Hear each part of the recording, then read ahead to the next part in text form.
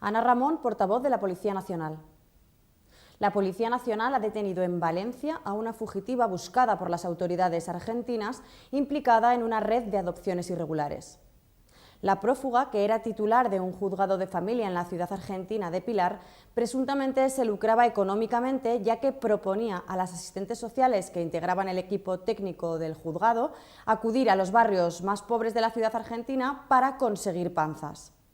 Esta acción consistía en identificar a mujeres vulnerables en estado de gestación dispuestas a entregar en adopción a los hijos que estaban esperando para facilitar así los procesos de adopción a matrimonios adinerados de la zona, de quienes además recibía ventajas económicas.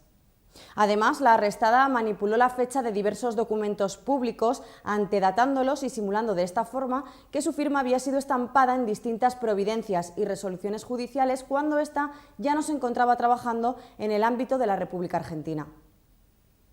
Una vez comprobada la vigencia de la orden que le constaba, se realizaron gestiones de investigación que dieron como resultado una posible ubicación de la fugitiva en la provincia de Valencia.